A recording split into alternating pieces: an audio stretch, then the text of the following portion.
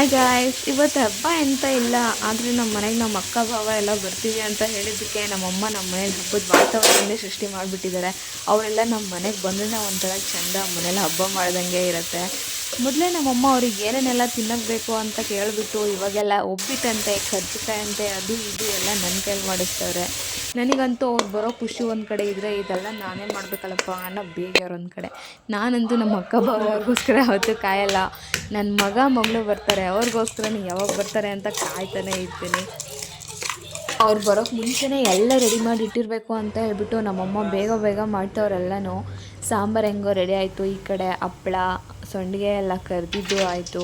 ಇವಾಗ ಮತ್ತೆ ಹಸಿಟ್ಟು ಕಳಿಸು ಅಂತಾರೆ. ಸ್ವಲ್ಪ ಹೊತ್ತು ಫ್ರೀನೇ ಬಿಡ್ತಾಯಿಲ್ಲ ಗುರು ನಮ್ಮಮ್ಮ.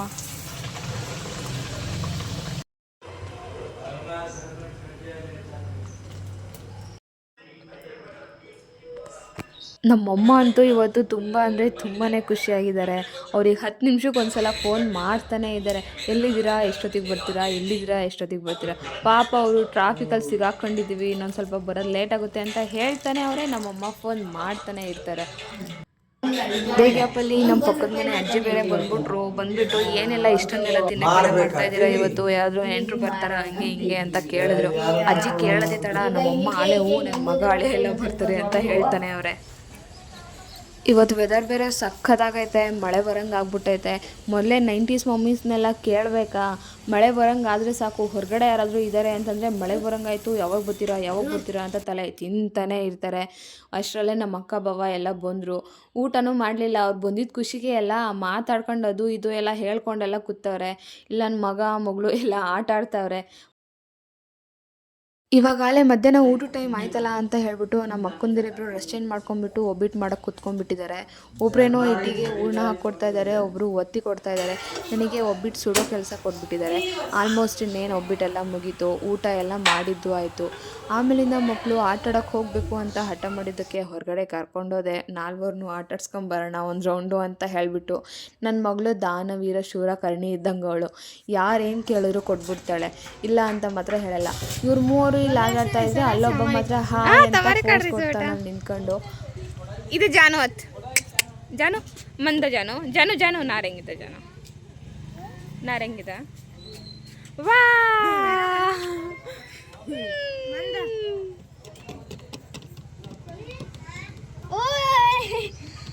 अब चिंटू ही मांगा सब उद्या अण्णान का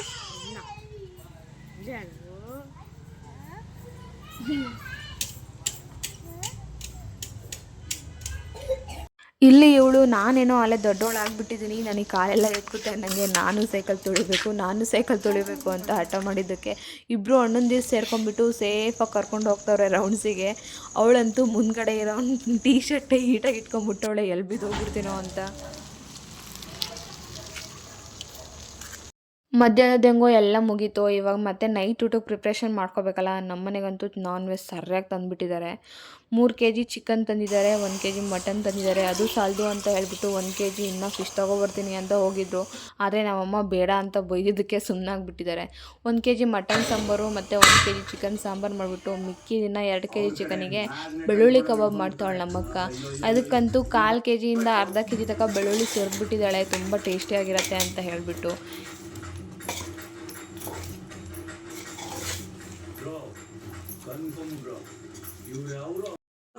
ಗೋಪುರ ಮಾಡ್ಕೊಂಡು ನನ್ನ ಹೆಂಡತಿ ಜೊತೆ 2 ದಿನ ಮಾತು ಬಿಟ್ಟಿದ್ದೆ ಅಷ್ಟೇ. ನಗರಪೇಟೆ ನಾಗರ ಜೊತೆ ಕ್ಯಾಚ್ ಹಾಕೋ. ಏನ್ ಬ್ರೋ, ದೇವರು ಈಗೆಲ್ಲ ಸಿಗ್ನಲ್ ಕೊಡ್ತಾ ಇದ್ದಾನೆ. ಏನ್ ಬ್ರೋ ಇದೆಲ್ಲ? ಆದಷ್ಟು ಬೇಗ ನಿಮ್ ಜೀವನ ಸರಿ ಮಾಡ್ಕೊಳ್ಳಿ. ನಾನು ನೋಡಕ್ ಇಷ್ಟಪಡಲ್ಲ. ನಿಜ ಹೇಳಬೇಕು ಅಂದರೆ ಗಾಯ್ಸ್, ಕಬಾಬ್ ಯಾವಾಗಾರ ಮಾಡ್ತೇನೆ ಅಂತ ಕಾಯ್ತಾನೆ ಇದೀನಿ ನಾನು. ಮೊದಲಿಗೆ ನಮ್ಮ ಮಕ್ಕಳು ಒಂದು ಪ್ಲೇಟಿಗೆ ಹಾಕಿ ಮೊದಲೇ ನನಗೆ ಕೊಟ್ಟೇ ಬಿಟ್ಲು, ಹೋಗಿ ನೀನು ತಿನ್ನು ಅಂತ ಹೇಳ್ಬಿಟ್ಟು. ಅದ್ರ ಜೊತೆ ಚಟ್ನಿ ಬೇರೆ ಮಾಡೋಳೆ. ಅದು ಬಿಸಿ ಹೊಗೆ ಆಡ್ತಾನೆ ಐತೆ. ಆ ಚಟ್ನಿ ಜೊತೆ ಈರುಳ್ಳಿ ನೆಂಚ್ಕೊಂಡು ತಿಂದರೆ ಸಖತ್ತಾಗೈತೆ ಕಬಾಬ್ ಮಾತ್ರ.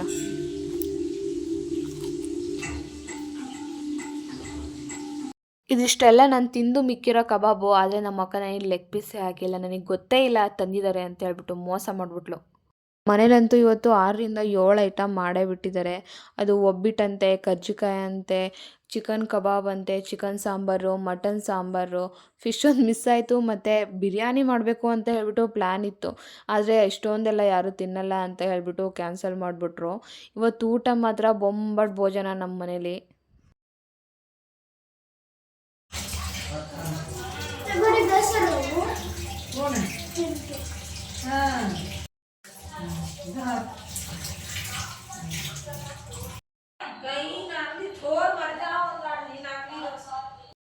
ಊಟ ಎಲ್ಲ ಮಾಡಿದ್ದಾದ್ಮೇಲೆ ನಮ್ಮ ಅಕ್ಕನ ಮಕ್ಕಳು ಆವಾಗಲೇ ಆಟ ಆಡೋಕ್ಕೆಲ್ಲ ಶುರು ಮಾಡ್ಕೊಂಡ್ಬಿಟ್ಟಿದ್ದಾರೆ. ಬೆಡ್ಶೀಟ್ ಎಲ್ಲ ಹೊತ್ಕೊಂಡು ನಾನು ದೆವ್ವ ದೆವ್ವ ಅಂತ ಆಟ ಆಡ್ತಾ ಇದ್ದಾರೆ.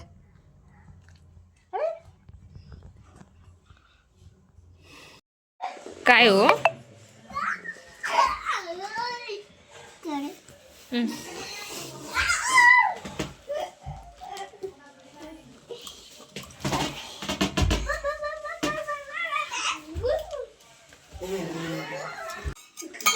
ಆಟಾಡಿ ತಿಂದಿದ್ದೆಲ್ಲ ಕರ್ಗೋಯ್ತು ಅಂತ ಹೇಳ್ಬಿಟ್ಟು ಮತ್ತೆ ಇವಾಗ ಸೆಕೆಂಡ್ ಬ್ಯಾಟಿಂಗಿಗೆ ಕುತ್ಕೊಂಡ್ಬಿಟ್ಟಿದ್ದಾರೆ ಮೂವರು.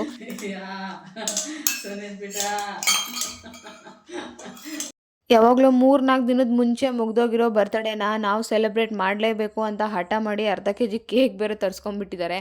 ಅವ್ರಿಗೆ ಅವರೇ ವಿಶ್ ಮಾಡಿಕೊಂಡು ಅವ್ರಿಗೆ ಅವರೇ ಕಟ್ ಮಾಡ್ಕೊಂಡು ತಿನ್ನಿಸ್ಕೊಂತವ್ರೆ.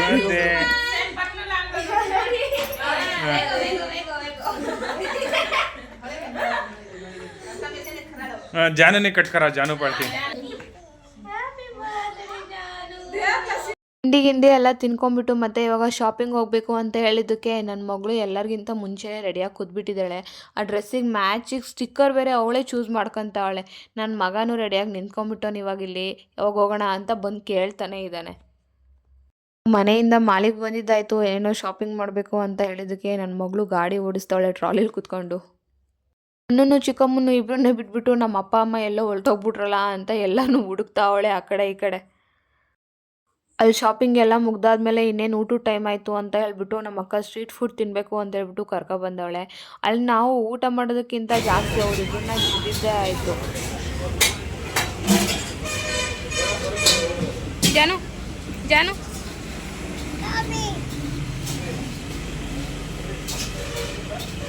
ಇವಾಗ ಅಲ್ಲಿಂದ ಮನೆಗೆ ಹೋಗಬೇಕು ಅಂತ ಹೊರಟ್ವಿ. ಅಲ್ಲೇ ಸರಿಯಾಗೆಲ್ಲ ಹೊಟ್ಟೆ ತುಂಬ ಬರೆಸ್ಬಿಟ್ಟು ಇವಾಗ ಕಾರಲ್ಲೇ ಆರಾಮಾಗಿ ನಿದ್ದೆ ಮಾಡ್ತಾವಳೆ.